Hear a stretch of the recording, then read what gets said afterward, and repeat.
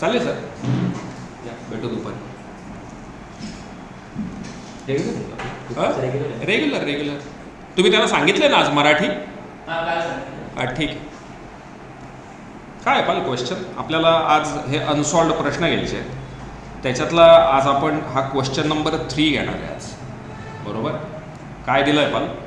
Give the accounting equation for the following transaction. वहीमध्ये लिहिताना तुम्ही वरती नाव टाकणार आहेत काल सांगितल्याप्रमाणे. आधी समजावून घ्या, मग लिहायला वेळ देतो. Textbook page number 43 question number 3 असं नाव टाकून द्यायचं वरती. राहिलं लक्षात? समजावून घ्या, समजावून घ्या, समजावून घ्या प्लीज. आपल्याला कॉलम काय काय लागते? आपल्याला पहिला कॉलम लागेल काल होता तसाच नंबर,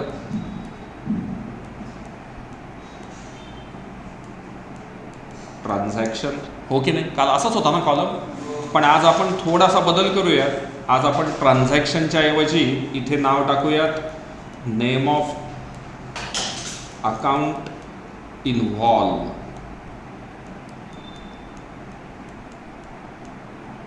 त्याच्यानंतर assets is equal to liabilities plus capital. आपण फक्त काय केलं, तो जो ट्रान्झॅक्शनचा कॉलम होता तेवढा फक्त बदल करून घेतला.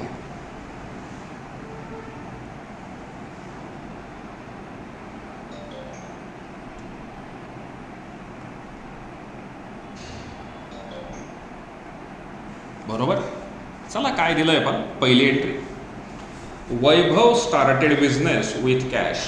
वैभवने बिझनेसला सुरुवात केली आणि बिझनेसमध्ये तो कॅश किती घेऊन आला? 1,00,000 रुपये. बिझनेसला सुरुवात करताना बिझनेसमध्ये आपण जी काही कॅश आणतो म्हणजे काय घेऊन आला आहे तो? कॅश. आणि बिझनेसला सुरुवात करताना जी काही कॅश आणलेली आहे ती कशासाठी आणली? कॅपिटलसाठी. बरोबर का? किती रुपये कॅश आणली? 1,00,000. मग ती जी 1,00,000 रुपये ती बिझनेसची काय होणार आहे? ॲसेट. बरोबर का? स्वतःचे पैसे आहेत म्हणून कॅपिटल 0, सॉरी लायबिलिटी 0 आणि कॅपिटल किती झालं? 1,00,000. उत्तर तेवढंच आलं. 1,00,000 0 आणि इकडे पण 1,00,000. पुढे purchase goods on credit from Rita stores ₹9,000. इकडे धडधडीत दिलंय ऑन क्रेडिट. आपण रीता स्टोअर्सकडनं उधारीत माल खरेदी केला, गुड्स परचेस केलेत म्हणून गुड्स अकाउंट. आणि कोणाकडनं खरेदी केलेत? रीताकडून म्हणून दुसरं नाव येणार आहे रीता अकाउंट. किती रुपयाचे गुड्स खरेदी केलेत आपण? 9,000चे. आपण रीताकडनं 9,000चे गुड्स खरेदी केले तर आपल्या दुकानातली ॲसेट वाढेल का कमी होईल? वाढेल. आपल्याकडे आधी ॲसेट किती होती? आपल्याकडे आधी ॲसेट होती 1,00,000 रुपये. याच्यात होणारे ॲड 9,000. बरोबर का? हे कशाचे ॲड केले आपण? गुड्सचे. आपल्या डोक्यावरती आधी कर्ज 0 रुपये होतं. उधारीत माल खरेदी केल्यामुळे कर्ज म्हणजे लायबिलिटी काय झाली आपली? वाढली. आणि आपलं कॅपिटल हे तेवढंच राहिलं 1,00,000 रुपये. म्हणजे आपलं कॅपिटल तेवढंच 1,00,000. एकूण लायबिलिटी किती? 9,000. आणि आपलं एकूण ॲसेट किती झाली? 1,09,000. बेरीज मॅच आहे. बरोबर. पुढे purchase laptop for office use ₹10,000. आपण ऑफिस यूजसाठी लॅपटॉप खरेदी केला आहे. काय खरेदी केलं? लॅपटॉप. Laptop account. खरेदी केला म्हणजे काय द्यावी लागली? कॅश द्यावी लागली. आपण लॅपटॉप खरेदी केला. किती रुपयाचा लॅपटॉप आहे? 10,000चा. आपण 10,000 रुपये दिले आणि लॅपटॉप घेतला. तर आपल्या खिशातले पैसे वाढले का कमी झाले? कमी झाले. आधी किती होते? 1,09,000. याच्यात लेस 10,000 कॅशचे. बरोबर ना? आणि ॲट द सेम टाईम आपल्याकडे लॅपटॉप येईल का जाईल? येईल. म्हणजे पुन्हा ॲसेट काय झाली आपली? वाढली. म्हणजे याच्यात पुन्हा ॲड होणार आहेत 10,000, बरोबर का? म्हणजे आपली ॲसेट पुन्हा किती झाली तेवढीच 1,09,000, लायबिलिटी पण सेम 9,000 आणि कॅपिटल पण सेम 1,00,000. कन्सेप्ट कळाली? काही डाऊट? पुढे सोल्ड गुड्स टू रीना ₹12,000. हा प्रश्न घेतोय आपण. Sold goods to Reena ₹12,000. आपण रीनाला माल विकलाय. किती रुपयाचा माल विकला रीनाला? 12,000चा माल आपण रीनाला विकला. कोणाला विकला? रीनाला. काय विकला? गुड्स विकला. आपण जर रीनाला गुड्स विकला तर आपल्याकडे गुड्स येतील का जातील? माल विकला ना, जातील. म्हणजे आपली ॲसेट काय झाली? वाढली का कमी झाली? कमी झाली. किती रुपये ॲसेट होती आपली? 1,09,000. त्याच्यात लेस कितीचा माल विकला? 12,000चा. But at the same time आपल्याला तिच्याकडनं घेणं तयार झालं का नाही?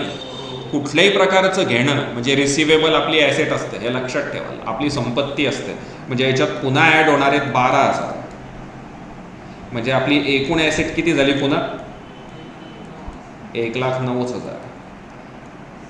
लायबिलिटी तेवढीच आणि कॅपिटल पण तेवढंच.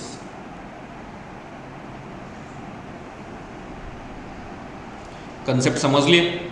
पुढे रिसिव्ड इंटरेस्ट ₹2,500. आपल्याला इंटरेस्ट प्राप्त झाला आहे. रिसिव्ड इंटरेस्ट म्हणून interest received account. Interest received account. Interest मिळाला म्हणजे काय मिळाली आपल्याला? कॅश मिळाली. किती रुपये इंटरेस्ट मिळाला आपल्याला? 2,500. आपल्याला 2,500 रुपये इंटरेस्ट मिळाला. इंटरेस्ट मिळाला म्हणजे काय मिळाली? कॅश मिळाली. कॅश मिळाली म्हणजे आपल्याकडची ॲसेट वाढली का कमी झाली? वाढली. आधी किती ॲसेट होती? 1,09,000. याच्यात होणारे ॲड 2,500. म्हणजे एकूण बेरीज किती झाली? 1,11,500. मला सांगा प्रॉफिट झाला का लॉस झाला? प्रॉफिट झाला. लायबिलिटी तेवढीच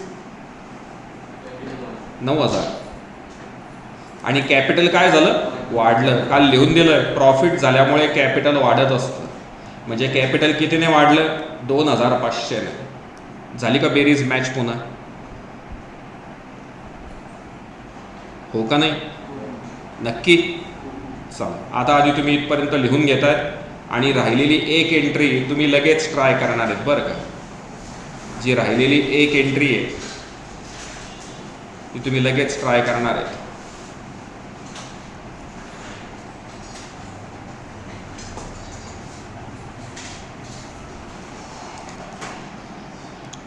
काय आपण last transaction paid telephone bill ₹1,300 अशी शेवटची ट्रान्झॅक्शन आहे. मग याच्यात काय काय गोष्टी आलेल्या आहेत? याच्यात आलं टेलिफोन बिल अकाउंट, बरोबर का? टेलिफोन बिल पेड केलं म्हणजे काय पेड केली? कॅश पेड केली. किती रुपये टेलिफोन बिल पेड केलं? टेलिफोन बिल पेड केलेलं आहे 1,300 रुपये. आपण जर टेलिफोन बिल पेड केलं तर खिशातली कॅश जाईल का येईल? जाईल. म्हणजे आपल्याकडे एकूण कॅश आत्ता आपली ॲसेट होती 1,11,500. त्याच्यातून 1,300 रुपये मायनस करावे लागतील. याच्यातून जर 1,300 रुपये मायनस केले तर उत्तर आलं 1,10,200. बरोबर का? लायबिलिटी आपली तेवढीच शिल्लक राहील. लॉस झालेला आहे. लॉस झाला तर आपलं कॅपिटल काय होतं? कमी होतं. म्हणून कॅपिटलमधून पण 1,300 रुपये मायनस होते. कॅपिटलमधून 1,300 रुपये मायनस झाले तर उत्तर आलं 1,01,200. कन्सेप्ट समजले का? या दोघांची बेरीज झाली का मॅच बरोबर? याला अकाउंटिंग इक्वेशन असं म्हणतात. कन्सेप्ट समजली आहे? हो का नाही?